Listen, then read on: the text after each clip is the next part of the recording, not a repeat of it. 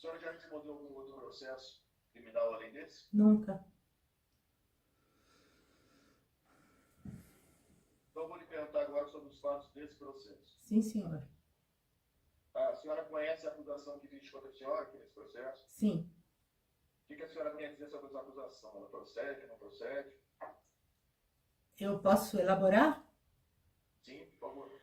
Essa acusação é uma tentativa de me calar com relação a um crime de 1 trilhão e 200 bilhões de reais que está acontecendo desde 2017 no Brasil.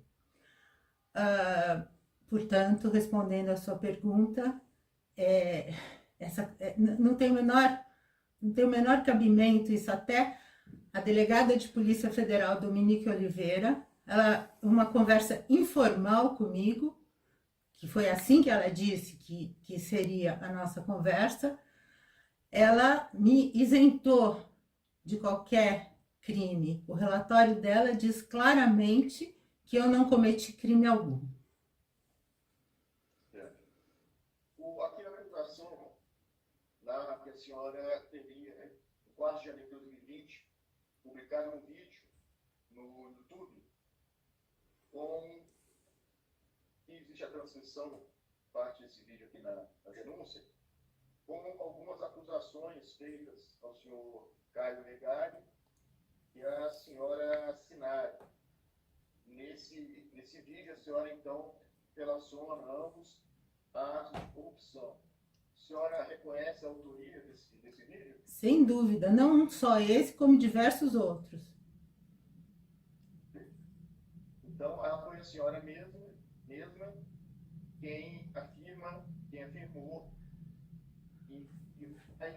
e Sinara teriam praticado atos de corrupção. A senhora, segundo a senhora, diz que até a corrupção imprópria, né? A senhora confirma isso? Sim. E foi a senhora mesmo quem postou esse vídeo? Fui. Ok. Doutor, tem a palavra. Doutor, gostaria que a senhora esclarecesse, quando a senhora postou o vídeo aqui, qual teria sido o ato de corrupção imputado ao senhor Caio Megali e a senhora Sinara Maria Fonseca? Quando eu tive a reunião com o ministro, a gente percebe que ele está com uma certa dificuldade, é natural, mas quando nós tivemos essa reunião, ele foi bastante enfático, ele me disse 4 vezes, traga esse pessoal aqui. Eu tenho inclusive a fita gravada dessa reunião. Ele me convidou para trabalhar ou na Petrobras, ou na ANP, ou no grupo de trabalho. Em 5 minutos ele me fez 3 ofertas de trabalho, que eu disse a ele que eu não poderia aceitar e que eu poderia até dar consultoria de graça para ele na área de gás natural. Essa colocação que ele fez, que o Ministério de Minas e Energia seria o ambiente para se discutir esse assunto, sem dúvida nenhuma, seria mesmo. Mas ele, naquele momento, era o homem mais poderoso do governo. Ele entrava em todas as áreas.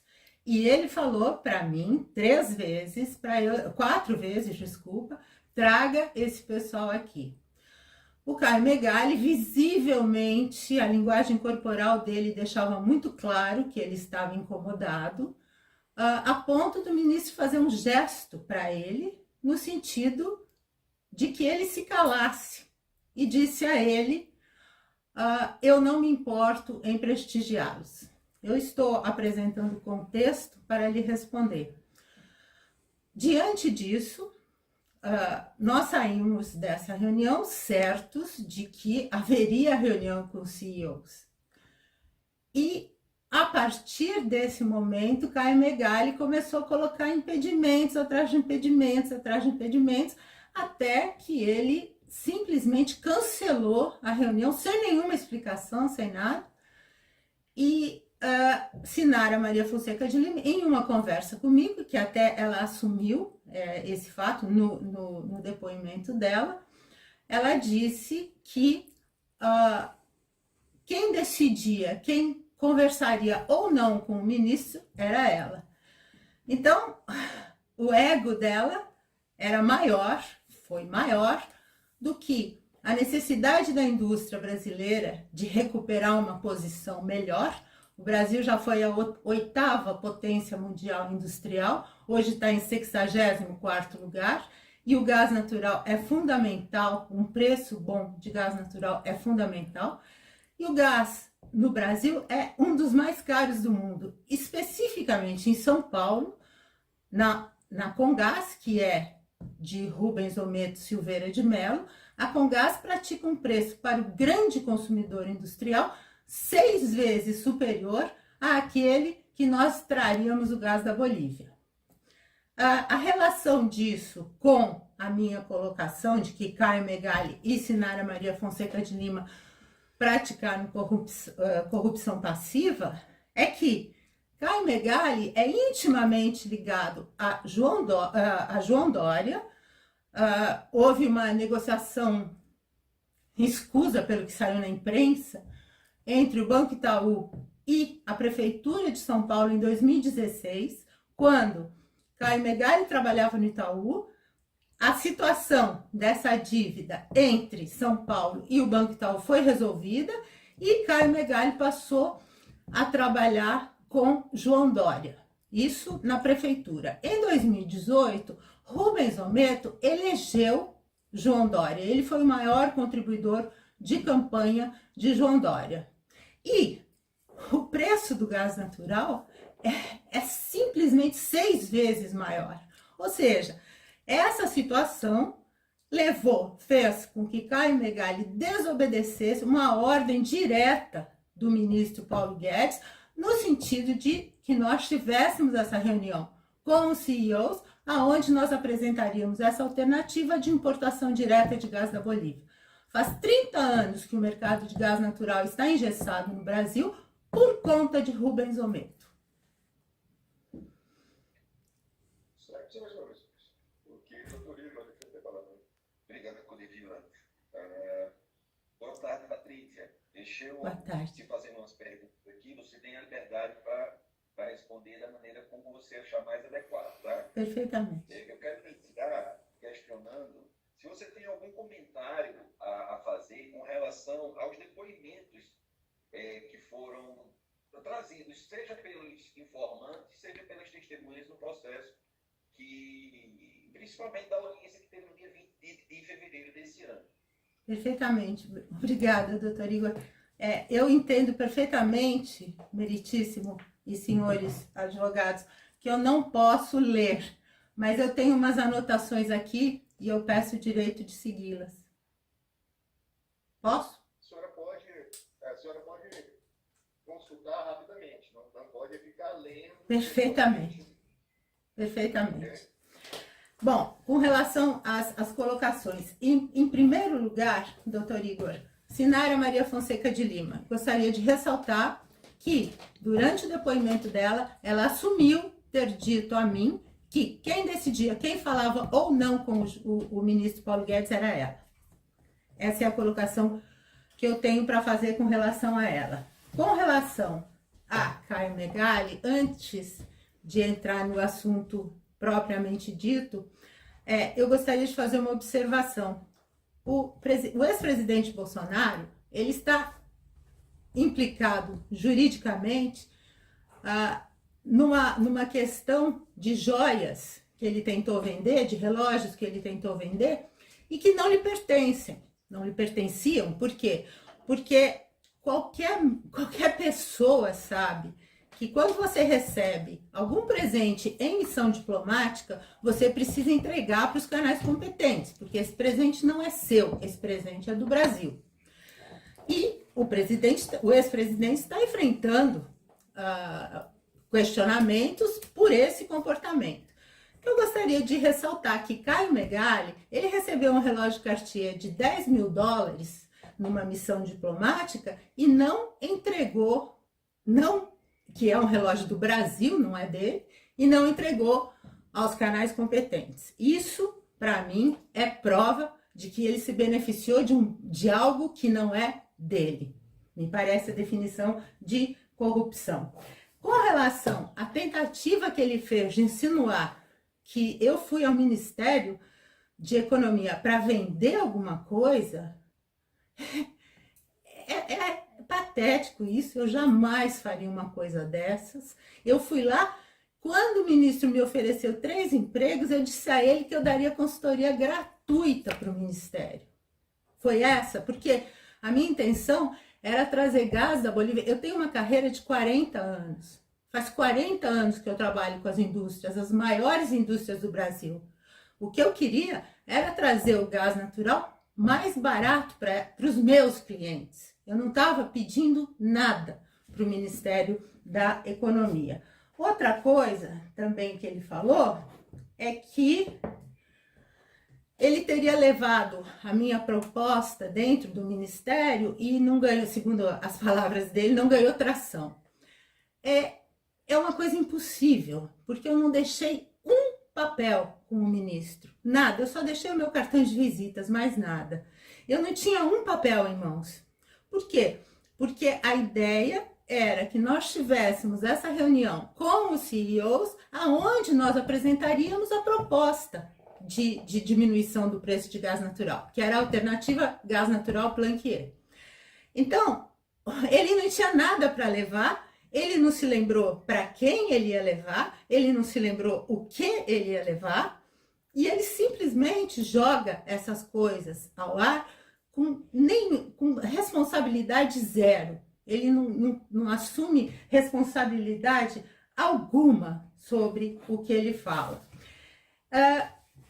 E eu também gostaria, com relação ao depoimento do ministro Paulo Guedes, eu gostaria só de colocar que, ao final, o ministro falou 2 coisas que eu acho que são importantes dentro do contexto atual.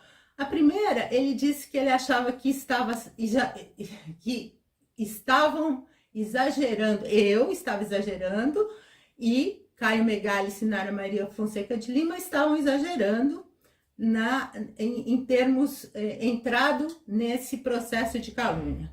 Eu concordo com ele, aliás, eu e a delegada Dominique Oliveira, porque ela escreveu no laudo que foi utilizado pelo procurador Marcos Marcelo Gonzaga Goulart como base da acusação que ele fez contra mim, nesse processo criminal, ele usou um laudo onde ela disse claramente, a conclusão dela é que eu não pratiquei qualquer espécie de crime. Então, nisso o ministro tem razão, eu acho que isso é exagerado.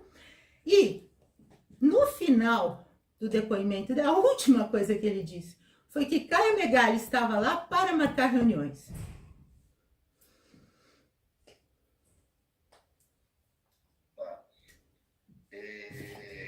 Minha segunda pergunta é: você se recorda de quando foi informada, de quando, a partir de quando era alvo, né, objeto dessa investigação criminal, dessa ação criminal? Doutor Igor, salvo algum engano de 1 ou 2 dias, no dia 15 de fevereiro de 2022, eu recebi um telefonema muito estranho, um telefone prefixo de Brasília. Eu atendi, essa pessoa se identificou como um agente da Polícia Federal e que uma delegada da Polícia Federal queria falar comigo, e eu, evidentemente, perguntei quem era a delegada, qual era o assunto. E ele não queria revelar isso. Eu falei, bom, então eu não vou falar com ninguém, porque pelo tipo de trabalho que eu faço, eu recebo um monte desses tipos de telefonemas, de ameaças, de coisas do gênero. Então eu sou muito seletiva. E eu disse que não ia falar. Diante da minha negativa, ele disse que ele trabalhava com a delegada Dominique Oliveira e que ela gostaria de conversar comigo. Eu perguntei sobre o que, ele me disse que não poderia me dizer. Falei, tudo bem, podemos marcar. Marcamos essa reunião para o dia 22 de fevereiro de 2022. No início dessa, os senhores podem constatar isso, que isso consta dos autos. No início dessa conversa, a delegada diz a mim que ela não sabe como ela vai tratar a questão. Que ela nós vamos ter uma conversa informal. Falei que sim. Foi aí que eu soube que eu estava sendo processada por calúnia por Sinara Maria Fonseca de Lima e Caio Megali. Você recebeu alguma intimação, algum documento, alguma formalização pela Polícia Federal a respeito dessa investigação? Não. Não, a única coisa foi que eu pedi, durante o meu depoimento, os senhores podem ver também, eu pedi para a delegada para ler um depoimento. Porque eu disse a ela que eu estava tomando conhecimento de que eu estava sendo alvo de um processo criminal, né? Antes, deixa eu esclarecer uma coisa para o senhor. Eu só soube que eu estava sendo processada por calúnia pelo Caio Megali e a Sinara Maria Fonseca de Lima no dia 22 de fevereiro de 2022. Mas, em 2021, eu recebi uma proposta de não persecução penal do procurador Marcos Marcelo Gonzaga Goulart. E eu não sabia sobre o que era, porque esse documento tinha segredo de justiça. E eu nunca tinha falado com ele, eu não fazia a menor ideia do que se tratava. Eu sei quem ele é, porque eu já tinha feito uma denúncia, eu já tinha começado a trabalhar no RenovaBio. O RenovaBio, como eu disse, é um programa governamental brasileiro que gera falsos créditos de carbono. Esse programa foi engendrado pelo setor sucroalcooleiro e é um rombo para o país de 1,2 trilhão de reais. Faz 5 anos que eu estou tentando denunciar, que eu denuncio esse programa de governo. Faz 5 anos que as minhas denúncias ganham sigilo e são arquivadas. Então, quando eu recebi essa proposta de não persecução penal, eu nem tomei conhecimento, eu não sabia do que se tratava, eu não sabia nada, eu não sabia rigorosamente nada sobre isso. Então, eu simplesmente ignorei aquilo. E no dia 22 de fevereiro de 2022, eu tive conhecimento disso. Ou seja, 23 meses depois do ocorrido foi que eu soube que eu estava sendo processada por calúnia. Certo. Essa conversa que a senhora teve com a delegada Dominica Oliveira foi somente sobre essa acusação de calúnia ou tratou também de outros assuntos? Não, foi também... eu apresentei os fatos relacionados a Comgás. Eu li para ela um depoimento onde eu explico claramente a relação de Rubens Ometo com a Comgás e com o RenovaBio. As coisas estão interligadas da seguinte forma: a Comgás pratica um preço até 6 vezes maior do que nós poderíamos trazer o preço pelo qual nós poderíamos trazer o gás da Bolívia para grandes consumidores industriais, e a Comgás é de Rubens Ometo. A Raízen é a maior produtora de etanol de cana-de-açúcar do planeta. A Raízen, portanto, é a maior produtora de falsos créditos de carbono do planeta. As duas empresas a Raízen e a Comgás pertencem a Rubens Ometo. Tá? Então, eu li um depoimento para a delegada Dominique, explicando tudo isso, absolutamente tudo. Houve até um momento em que ela desligou a câmera, eu continuei a gravar, e ela me disse que ela queria saber mais sobre isso. Ela me adicionou no WhatsApp dela. Eu recebo um WhatsApp depois da conversa com ela que ela queria saber mais sobre o assunto. Evidentemente, a coisa acabou. Ela ficou, foi tudo, nada foi investigado, como nada está sendo investigado agora no Brasil com relação ao crime RenovaBio. O que eu posso dizer também eu gostaria de colocar para o senhor que em 2021 eu fiz um post, eu fiz uma denúncia, desculpa, eu fiz uma denúncia ao Ministério Público Federal que foi arquivada pelo então PGR Augusto Aras por uma tecnicalidade. Anteriormente, eu já tinha feito uma denúncia de calúnia, de censura, eu estou um pouquinho nervosa. Eu tinha feito uma denúncia de que eu havia sido censurada por Carlos Orlando Henrique Silva, da Agência Nacional de Petróleo, durante uma audiência pública, aonde eu denunciei o RenovaBio. Ele cortou a minha fala, e eu denunciei isso ao Ministério Público Federal. E esse processo caiu nas mãos do procurador Marcos Marcelo Gonzaga Goulart. Isso foi em 2020.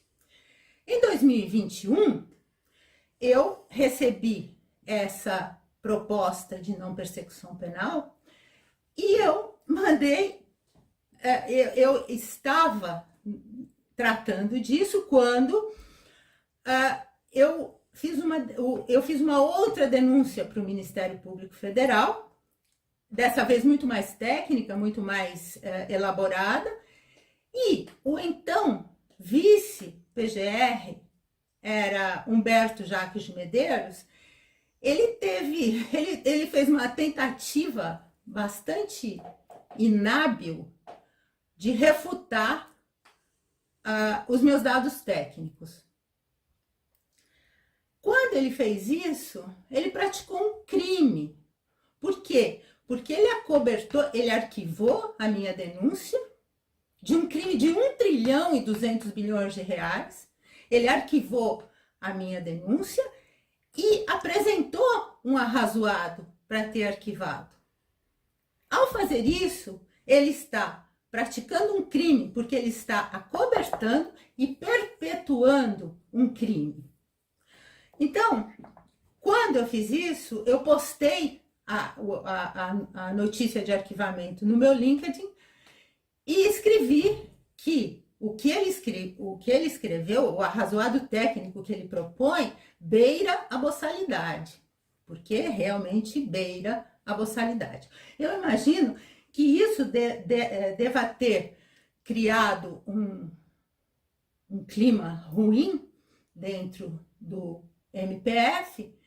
E aí, 23 meses depois do Caio Megali assinar a Maria Fonseca de Lima, terem me denunciado por calúnia, eu recebo essa notícia de que eu estou sendo processada. Quer dizer, é nitidamente um movimento que existe dentro do MPF para me calar. E a senhora atribui a que essa intenção de me calar o quê? O que é que... O procurador Marcos Marcelo Gonzaga Goulart, ele faz parte de uma organização criminosa que está atuando dentro do Ministério Público Federal. Porque o que aconteceu? Quando houve...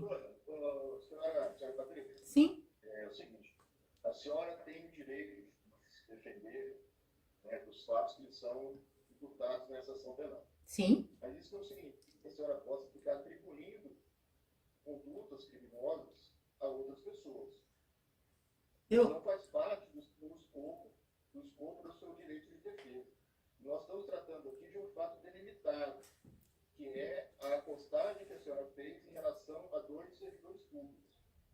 Então, não vamos ampliar aqui o objeto de discussão, tá? Vamos tentar ser objetivos aqui e tratar do fato que conta da denúncia. Meritíssimo, o senhor vai me desculpar, mas o que eu estou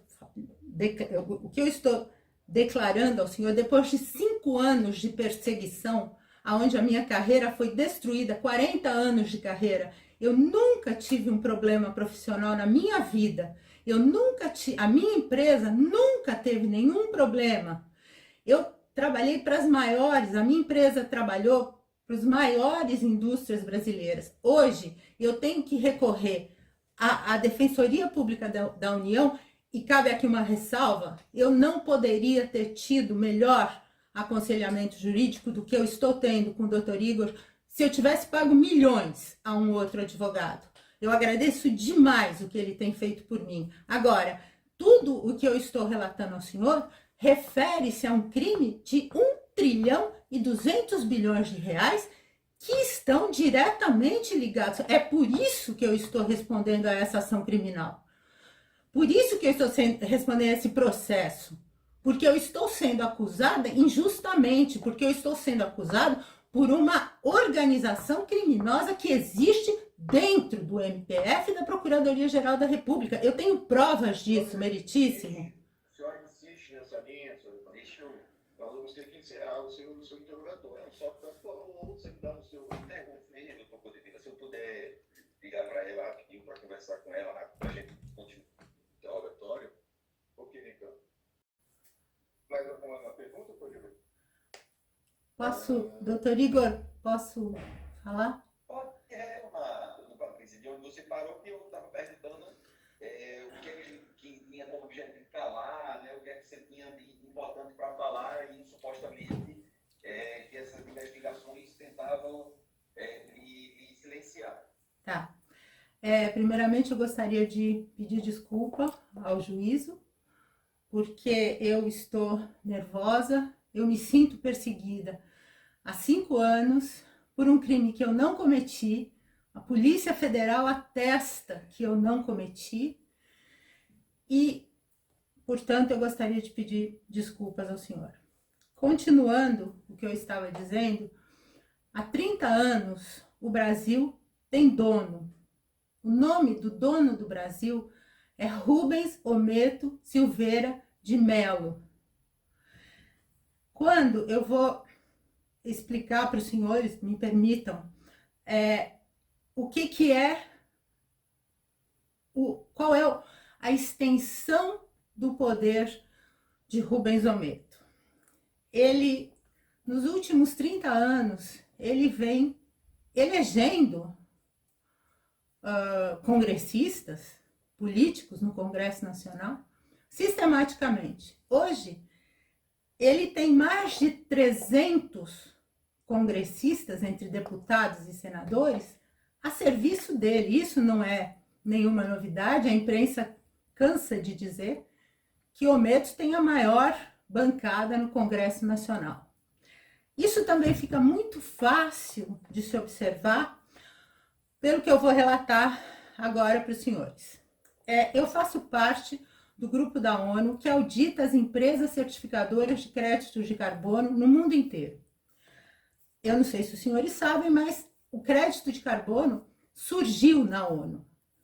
O mecanismo de desenvolvimento limpo, que é o gerador primeiro de créditos de carbono, surgiu na ONU em 2004. Em 2008, começa o mercado de créditos de carbono. Em 2008, as usinas brasileiras, as usinas de açúcar e álcool, elas começaram a gerar créditos de carbono legítimos dentro do mecanismo de desenvolvimento limpo, através da queima de bagaço. Eles tinham 2 metodologias, eu não vou me estender muito, mas são 2 metodologias que eram aplicadas e que permitiam a geração de créditos de carbono legítimos. Em 2014, essa condição que nós tratamos dentro da UNFCCC por adicional, ou seja, uma coisa que está acima da linha de base, ou a linha de base sendo um negócio usual, o que era adicional passou a ser linha de base, porque a maioria das usinas brasileiras começaram a gerar créditos de carbono. A partir daí, a ONU determinou que os projetos que fossem vencendo seriam os últimos. Eles não gerariam mais créditos de carbono. O setor sucroalcooleiro brasileiro tentou por 3 vezes que a ONU mudasse essa diretriz. Na última vez, a ONU reiterou que não mudaria e que adicionou ainda que a terra dedicada ao plantio de cana não poderia competir com a plantação de alimentos.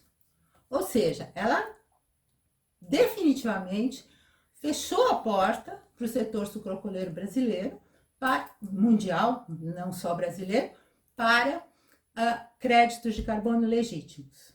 Em 2014, Rubens Ometo elegeu Evandro Gussi como deputado federal. Ele foi um deputado de um só mandato, ele eleito em 2014.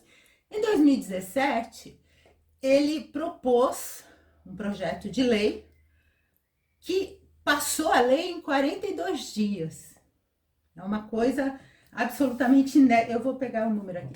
É uma coisa absolutamente inédita no Brasil. Em 42 dias, o que era uma PL passou a lei, que é a Lei 13.576/17. É a lei que cria o RenovaBio. O RenovaBio, o que é? Nas palavras, eu vou dizer para os senhores, nas palavras do vice-presidente de sustentabilidade da Raízen, o nome dele é Cláudio Oliveira, ele deu uma entrevista dizendo que mais ou menos 1 metro cúbico de etanol é mais ou menos um crédito de carbono. Para quem trabalha há 15 anos na UNFCCC, a ONU há 30 anos cria um embasamento, a ciência, que conduz à geração de créditos de carbono legítimos. Quando eu ouço que mais ou menos isso é mais ou menos aquilo, é uma coisa que eu acho um atentado à inteligência de qualquer um. Bom, como que isso aconteceu? No Ministério de Minas e Energia, o Ministério de Minas e Energia criou o arcabouço para que o RenovaBio fosse implementado. Quem criou isso foi o Miguel Ivan Lacerda, que também é conhecido como Miguel Novato. Ele é tido como o pai do RenovaBio. Quem criou o CBio? O CBio são os falsos créditos de carbono, oriundos desse programa. Quem criou os falsos CBio foi Paulo Roberto Costa. E esses créditos, eles são baseados numa calculadora de emissões, que é uma coisa que é um dos maiores greenwashing que existe. Greenwashing é quando você veste de verde alguma coisa que é totalmente contra o meio ambiente. A calculadora de emissões no mundo inteiro é tida como greenwashing e é impossível em qualquer padrão para geração de créditos de carbono se usar uma calculadora de emissões. A Embrapa, na figura de Marília Folegatti, é responsável pela criação da RenovaCalc, que é a calculadora de emissões. Então, como que funciona? Um produtor de etanol entra no site, ele diz que produziu tanto de etanol e sai o resultado. Então, você tem direito a tantos CBios. Além disso, o próprio Miguel Ivan Lacerda, ele tem 2 nomes, eu me perco, ele mesmo disse que o RenovaBio era uma entrada em 10 anos de 1,2 trilhão de reais no bolso dos produtores de açúcar e álcool.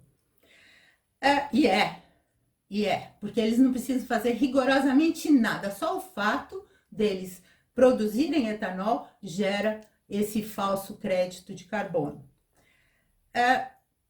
Nesse ponto, eu Achei que era uma coisa impossível. Em 2020, eu entrei com um lote, um cliente que é amigo meu, dono de uma distribuidora.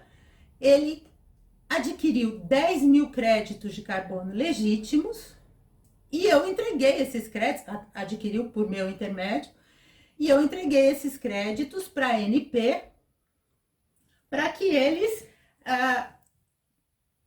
aceitassem como cumprimento da meta do RenovaBio. A ANP recusou.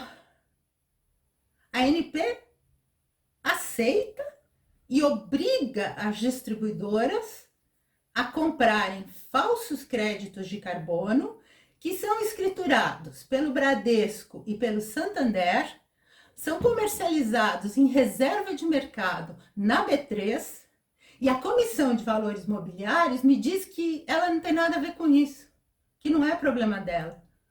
O CAD me diz que não é problema dele. O Ministério Público Federal, ele arquivou, depois de dar sigilo, ele arquivou 4 denúncias minhas.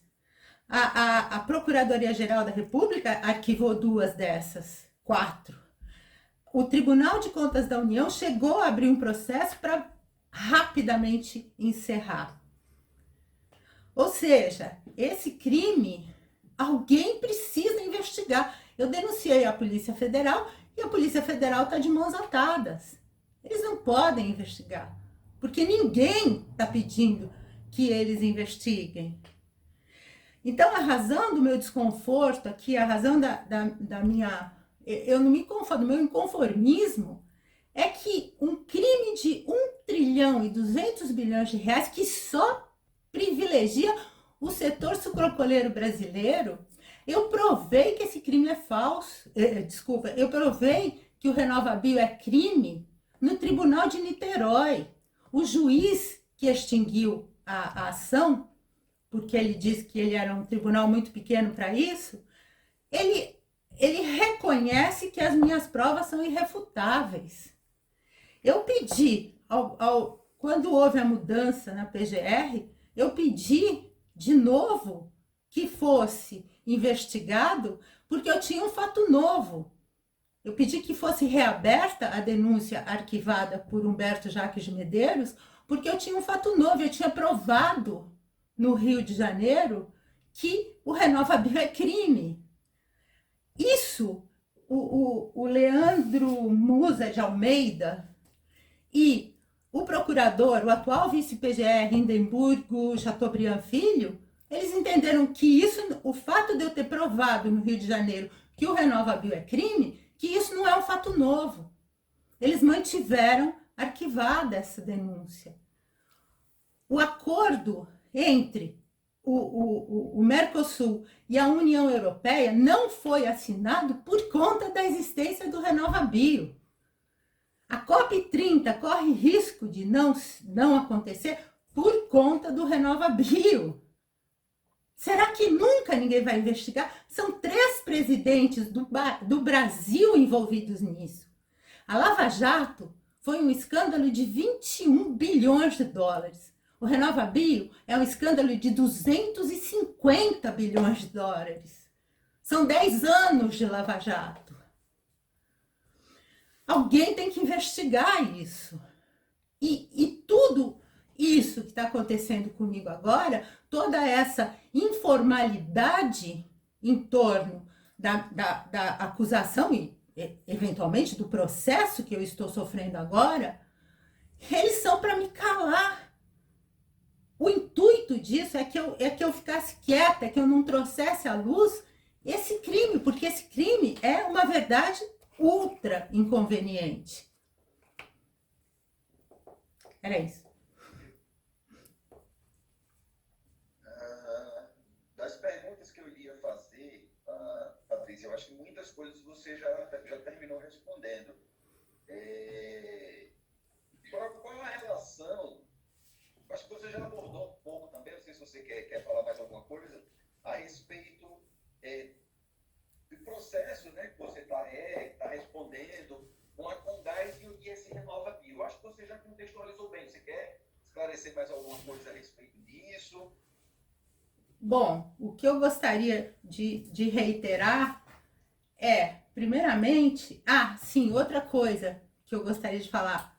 Quando eu dei entrada nesses créditos de carbono legítimos na ANP, a Daniele Silva Conde, que é quem entrou com a ação contra mim em Niterói, ela trabalhava na ANP, agora ela trabalha na Shell. A Shell é sócia da Cosan, que é do Rubens Ometo, na Raizen.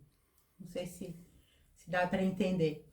A Daniele Silva Conde, ela colocou, eu tenho esse documento, aliás, esse documento está no processo, que o Congresso Nacional pode inventar um crédito de carbono. Ela colocou isso num documento oficial. E o pior é que pode. Pode, tanto pode que inventou. O que não pode é obrigar as distribuidoras a comprar esse crédito falso como se legítimo fosse. Porque é um papel falso. Eu não sou advogada, mas no meu entendimento isso é estelionato. Eles não estão passando todas as informações para quem adquire o crédito. Isso é falsidade ideológica. E esse crédito falso, ele é comercializado exclusivamente na B3. A B3 é a maior bolsa da América Latina.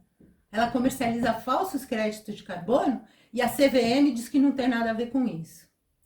Então, o que eu gostaria de colocar é que o Rubens Ometo, ele é um usineiro que ele ampliou muito, ele já é de família rica, mas ele ampliou muito a riqueza dele, ele tem um império hoje, com trabalho escravo, com envenenamento de crianças indígenas, com poluição de rios e solos, com envenenamento dos próprios funcionários. A Raizen tem mais de 40 mil ações trabalhistas. A produção de etanol, ela tem como produto lateral um material chamado vinhaça. Para cada litro de etanol que é produzido, são produzidos 18 litros de vinhaça. A vinhaça é muito mais danosa para nós, para o meio ambiente, do que o esgoto doméstico. A vinhaça é 100 vezes mais poluente do que o esgoto doméstico. E isso é espalhado em rios, é espalhado em todo lugar. Então, essa fortuna que Rubens Ometo conseguiu amealhar em cima de trabalho escravo, de envenenamento de crianças indígenas, de todo tipo de coisa, é a razão pela qual hoje ele tem 300 funcionários dele trabalhando no Congresso Nacional. E isso não fica difícil, não, de se averiguar. É só ver quais são as pautas desses congressistas. As pautas privilegiam tudo o que é de Rubens Ometo. O que eu quero dizer também que o RenovaBio é uma jogada muito inteligente de Rubens Ometo. Por quê? Porque na hora de pagar a conta, não vai ser o setor sucrocolheiro que vai pagar essa conta. Porque não foram eles que criaram a lei. Quem vai pagar a conta, o trilhão e 200 bilhões, se em algum momento isso for investigado, quem vai pagar a conta é o Brasil. Somos nós, brasileiros. Então, eu acho que essas pessoas todas que estão envolvidas nesse programa, para o senhor ter uma ideia, além da Daniele Machado Silva Conde, quem tentou me processar foi o procurador da ANP, Evandro Caldas, e ele fez, se eu me dar um segundo que eu preciso achar o nome aqui. Ele me acusou...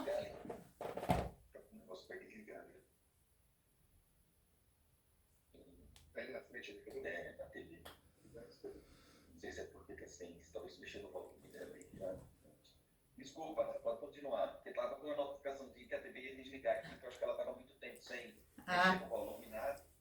Automático. Pode voltar. Obrigada. O procurador Evandro Caldas, da ANP, ele me acusou não, ele fez uma jogada canhestra, ele perguntou ao Ministério Público Federal se o que eu estava fazendo era crime.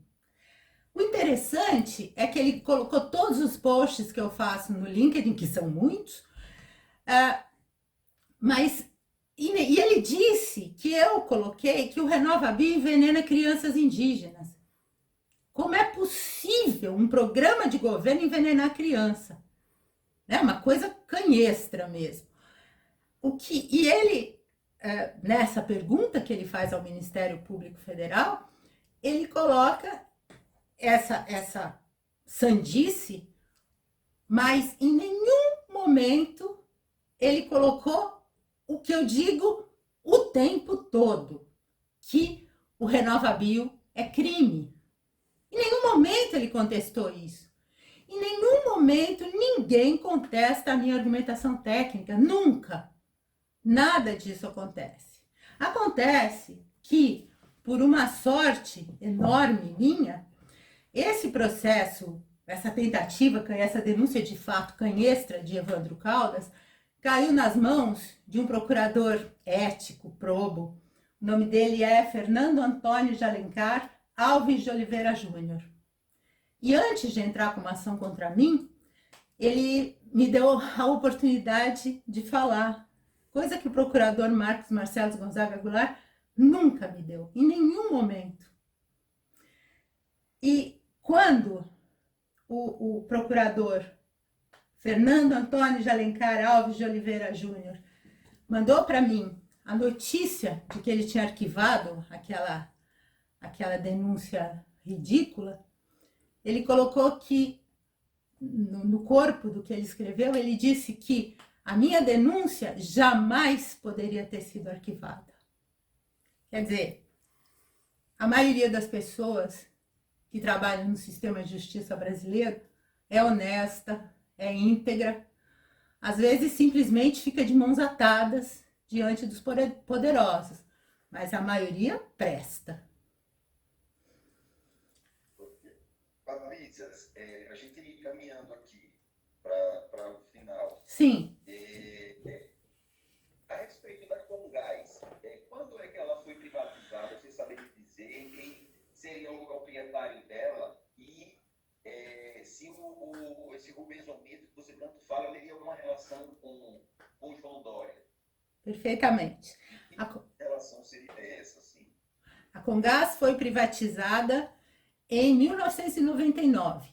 Na época, um consórcio entre a BG, a British Gas e a Shell adquiriram a concessão por 30 anos, renovável por mais 20 anos, por 1 bilhão atuais, 1 bilhão e 800 milhões de dólares. Como eu disse, a concessão vale por 30 anos, renovável por mais 20. Em 2021, João Dória era governador de São Paulo, 8 anos antes do final da concessão. Ele renovou a concessão da Comgás, que é de propriedade de Rubens Ometo. Ele renovou a concessão por mais 30 anos, que é contra o que diz o contrato inicial. O contrato inicial prevê mais 20 anos de concessão. Ele deu essa concessão, ele renovou a concessão por mais 30 anos pelo valor de R$0. Rubens Ometo não pagou 1 centavo pela renovação da concessão por um prazo errado, um prazo de mais 30 anos, ele não pagou 1 centavo por isso. A relação dele com com João Dória, doutor Igor, acredito eu, que relativamente íntima. Primeiramente, pelo que eu estou lhe dizendo, isso é um enorme favor, é um favor que você faz para amigos mesmo. E quem elegeu João Dória, governador de São Paulo, foi Rubens Ometo. Ele fez a maior contribuição de campanha na ocasião, em 2018. E é público e notório também que Rubens Ometo empresta o jatinho dele para as férias de João Dória. E, só completando, se o senhor me permite, como Caio Megali colocou no depoimento dele, Caio Megali ainda trabalha para João Dória na LIDE. A LIDE é uma organização que envolve grandes empresários do Brasil, que é de propriedade de João Dória. E Caio Megali é presidente de alguma área lá, exatamente qual eu não sei, acho que de economia. Certo. O que exatamente você propôs ao então ministro Paulo Guedes, de maneira objetiva? O que é que você consegue esclarecer para a gente a respeito disso? Pois não.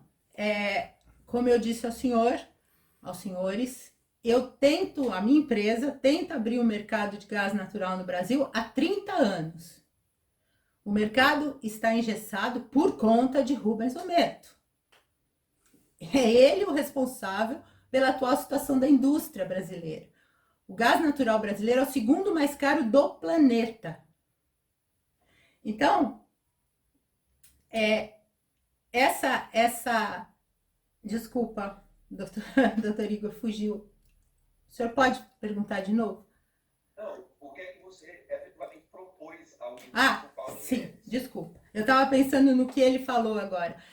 O que eu propus a ele foi que nós tínhamos uma situação naquele momento difícil com as associações de classe. A razão de ser das associações de classe é o debate, a polêmica. Se tudo estiver bem, você não precisa de uma associação de classe. E as associações de classe, é notório também, elas têm uma grande ligação com Brasília, com o Congresso, né?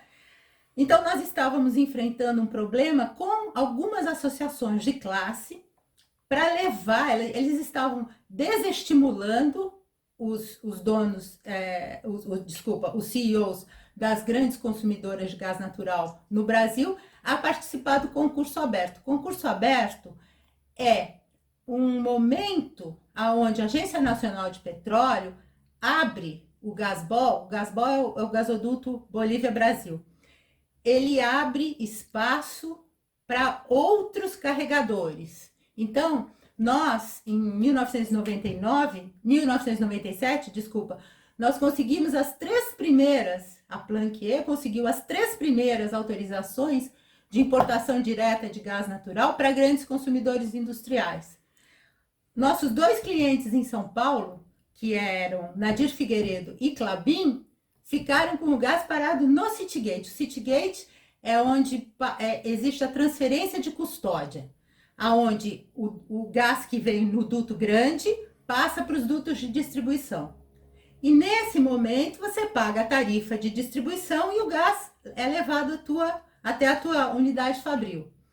Ficou parado ali, porque a íntima relação entre o governo de São Paulo e o dono da Comgás impediram, simplesmente o gás não chegou nas unidades fabris. Nessa situação toda, quando eu cheguei, isso faz 30 anos que nós estamos tentando desenrolar. Então, quando houve concurso aberto, em 2001, nós propusemos que os nossos clientes trouxessem o gás. Houve esse impedimento em São Paulo.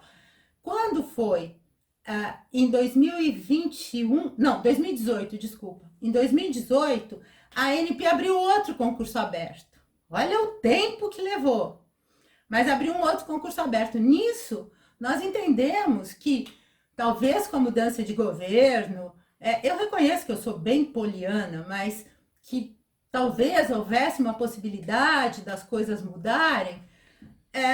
Meu marido conseguiu agendar essa reunião. O ministro Paulo Guedes perguntou quem que tinha me levado lá? Ninguém me levou. Meu marido conseguiu isso junto às pessoas honestas, dentro do gabinete do ministro Paulo Guedes. Nós fomos falar com ele sem pagar nada para ninguém, sem dever favor para ninguém. E ele adorou a ideia, tanto que ele falou 4 vezes para mim, traga esse pessoal aqui. E o que eu propus para ele foi que nós traríamos o gás da Bolívia até São Paulo, até o Brasil, mas mais especificamente de São Paulo, que é onde estão as maiores empresas consumidoras de gás, e nós traríamos esse preço até o consumidor por um preço até 6 vezes menor do que eles estavam pagando para a distribuidora. Foi isso que eu propus a ele. Certo. E em virtude desses diálogos não terem avançado com o ministro, você vislumbrou alguma instância superior? Você tentou levar isso para mais alguém? Qual foi o seu comportamento após esse fato? Eu levei isso para todo mundo. Eu reclamei para a corregedoria do Ministério da Economia, eu fiz denúncia no Ministério Público Federal. Quem o senhor imaginar, eu procurei. Porque nesse momento, porque nós chegamos, o Caio Megali chegou a estabelecer uma data para a reunião. Seria 27 ou 29 de novembro daquele ano. Então, nós começamos a conversar com os CEOs das grandes empresas para acertar o calendário, se ia ser no dia 27 ou se seria no dia 29. E nesse meio tempo, o Caio Megali, no dia 22 de novembro, ele simplesmente cancelou a reunião. E nós, evidentemente, perdemos toda a nossa credibilidade face a esses empresários. A partir daí, nós começamos a perder clientes. Quando houve essa questão, como eu lhe disse, o RenovaBio é uma lei de 2017, mas entrou em vigor mesmo, eles começaram a comercializar os falsos créditos de carbono, CBIOS, em 2019. Em 2019, as distribuidoras passaram a ter metas de compra compulsória desses falsos créditos e aposentadoria, entregar isso para a ANP, esse relatório que foi entregue. E um amigo meu, que era dono de uma distribuidora, não queria fazer isso, porque eu já tinha dito a ele que o crédito era falso, ele já tinha lido um livro que eu tinha escrito a respeito, e ele queria comprar créditos legítimos. E aí, nesse processo, eu entreguei, aí foi o que aconteceu toda aquela situação com a ANP. A partir daí, os nossos clientes simplesmente sumiram. Acabou. A minha vida no Brasil virou um inferno. Eu sou ameaçada de morte o tempo todo. Eu recebo e-mails com vírus, recebo ameaças de morte pelo LinkedIn. Eu não consigo andar. Tem um helicóptero que fica sobrevoando em cima do jardim da minha casa. Então, eu estou na Europa agora, graças à confiança e à generosidade de um amigo americano e da minha sogra. Eu estou na casa dela porque não dá para eu ficar na minha casa. Eu não posso, depois de 40 anos de carreira, eu tenho 4 diplomas universitários. Eu trabalho para a ONU há 15 anos. Depois disso tudo, agora eu tenho que depender da boa vontade e da generosidade dessas pessoas, porque eu estou sendo perseguida no Brasil. Eu não tenho como trabalhar. Essa ação que o procurador Marcos Marcelo Gonzaga Goulart moveu contra mim é um crime. Isso é um crime. O que ele está fazendo comigo? E eu sei que ele é um excelente advogado. Eu sei que ele é uma pessoa inteligente, eu sei que ele é uma pessoa articulada. Ele poderia estar usando isso para o bem do Brasil. Porque o que eu estou fazendo aqui é defender os interesses do meu país. Eu estou na Europa porque eu não posso ficar no meu país. Eu estou denunciando um crime de 1 trilhão e 200 bilhões de reais que, além de tudo, acaba com a reputação do Brasil. O Brasil é motivo de piada. O escândalo da Lava Jato, que foram 21 bilhões de dólares, aconteceu no governo Lula, estourou. O escândalo do RenovaBio vai acontecer no governo Lula, vai estourar. São 250 bilhões de dólares. O senhor acha que eu não vou achar ninguém aqui na Europa para escrever essa história? O senhor me desculpa, mas... Das perguntas que eu teria para fazer, agora de fato, já encerrando, Patrícia, eu acho que eu já me sinto contemplado, né? Eu acho que muitas coisas você terminou já abordando.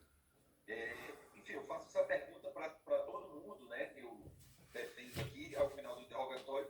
Você tem mais alguma coisa a acrescentar, ou se você já está satisfeita com o que você falou, a gente, pelo menos por parte da defesa, encerrar.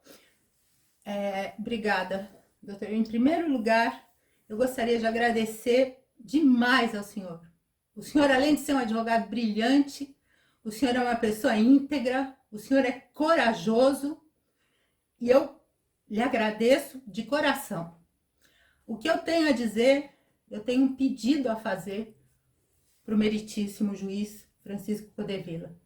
Eu pediria ao senhor, o senhor é minha última esperança, eu pediria ao senhor que obrigasse a Polícia Federal a investigar esse crime de 1 trilhão e 200 bilhões de reais que está acontecendo hoje no Brasil.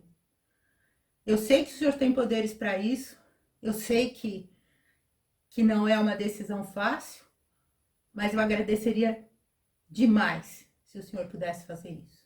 Só isso. Obrigado. Pode ser satisfeito. Encerrado, então, o interrogatório, doutor, com requerimento para vocês dois? Não, doutor Igor, com requerimento para vocês dois? Eu queria que fosse aberto para a gente, porque aí a gente vai entrar em contato com a Patrícia para ver se tem mais alguma documentação, principalmente referente às falas dela no interrogatório, para a gente juntar, se já não tiver um processo, mas por precaução, para a gente evitar qualquer tipo de prejuízo para ela, que fosse aberto prazo para a defesa, para a gente analisar. Para os fazedores, o prazo 10 dias para